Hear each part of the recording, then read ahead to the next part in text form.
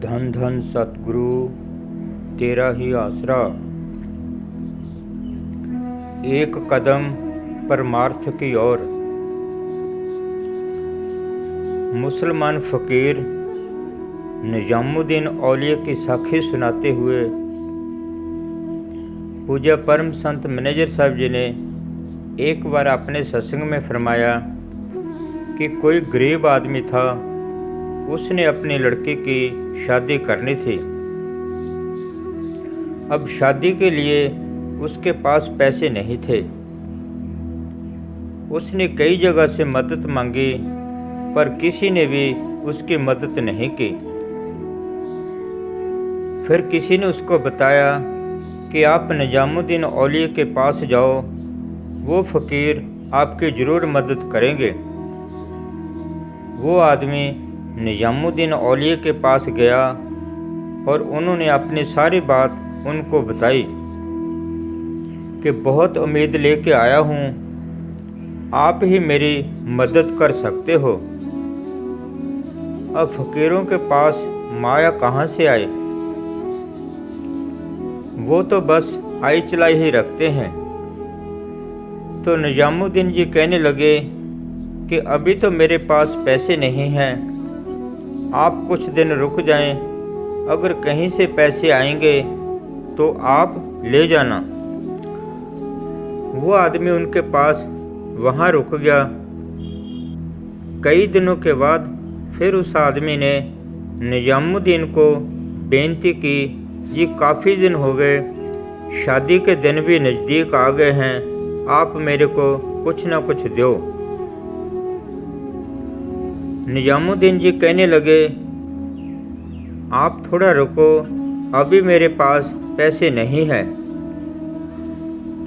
इसी तरह ही काफ़ी दिन निकल गए, पर पैसों का कोई इंतजाम नहीं हुआ। आखिर एक दिन उस आदमी ने निजामुद्दीन से बेनती की कि महाराज जी, काफ़ी दिन हो गए मेरे को आए को, अब मैंने जाना है, मेरी ज़रूर कोई ना कोई मदद करो। तो निजामुद्दीन जी कहने लगे कि आपके सामने ही है, मेरे पास कोई भी सेवा नहीं आई। आप ऐसे करो, मेरी जूती ले जाओ, इसको बेच देना, जो पैसे मिलेंगे उसी से ही गुजारा कर लेना। वो आदमी जूती लेके वहाँ से चल पड़ा और दिल में सोचता जा रहा है कि इतने दिन खराब भी हुए, सिर्फ एक पुरानी जूती मिली है, इसको कौन खरीदेगा और इतने पैसों से कैसे शादी होगी। उधर से निजामुद्दीन औलिया का एक सेवक उनको मिलने के लिए आ रहा था। उसका नाम तो खुसरो था, पर बहुत ही पैसे वाला होने की वजह से उसका नाम अमीर खुसरो पड़ गया था। अब वो 40 ऊँट धन के भर के निजामुद्दीन के पास लेके आ रहा था। तो अचानक वो आदमी भी उसी रास्ते में आ रहा था। तो अमीर खुसरो को अपने मुर्शिद के प्यार की बहुत ही अजीब खुशबू आने लगी। वो सोचने लगा कि जहाँ ऐसी कोई भी चीज़ नहीं है जहाँ से ये खुशबू आ सके। मन में ऐसा ही सोच रहा था कि ये क्या बात है। अब वो आदमी अमीर खुसरो के पास से निकल के आगे चला गया, तो खुशबू पीछे से आने लगे। तो अमीर खुसरो ने सोचा कि उस आदमी के पास कुछ ना कुछ है। उसने उस आदमी को बुला के पूछा कि आप कहाँ से आए हो। तो उस आदमी ने वो सारी बात बताई कि ऐसे करके निजामुद्दीन औलिया के पास गया था और ये जूती उन्होंने मेरे को दी है। तो खुसरो कहने लगा कि आपने जूती बेचनी है। वो कहने लगा कि हाँ, जूती तो मैं बेच दूंगा, पर इसका आप मुझे क्या दोगे, ये तो मामूली जूती है। खुसरो कहने लगा कि इसकी कीमत तो मैं नहीं दे सकता, ये इतनी कीमती है। मेरे पास 40 ऊँट धन के भरे हुए हैं। एक ऊँट पे मेरा सामान है, बस वो सामान वाला ऊँट छोड़ दे, बाकी 39 ऊँट धन के आप ले जाओ और मेरे को ये जुत्ती दे दो। वो आदमी भी बहुत हैरान हुआ कि इस जुत्ती में क्या है। उसने जुत्ती खुसरो को दे दी और सारा धन लेके चला गया। उधर जुत्ती लेके अमीर खुसरो भी निजामुद्दीन औलिया के पास पहुंचा।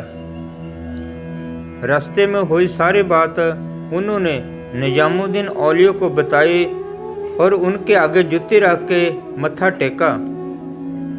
निजामुद्दीन जी कहने लगे, मुर्शिद के प्रेम की खुशबू लेने वाले नाक भी कोई कोई होती है। आपको ये जुत्ती वाला सौदा बहुत ही सस्ता मिल गया है, इसकी कोई भी कीमत नहीं है। तो पूज्य परम संत मैनेजर साहब जी ने फरमाया कि फ़कीरों की कदर कौन करता है? जो भजन सिमरन करता है। अगर भजन सिमरन नहीं है तो कोई कदर नहीं है। किसी कवि ने ठीक लिखा है कि फ़कीरों के दरबार की भी कितनी ऊंची महिमा है। उन्होंने लिखा है, तख्त हमांजू दा भी रीस नहीं कर सकता, जो तेरे दर ते फेर दे बोकरा ने।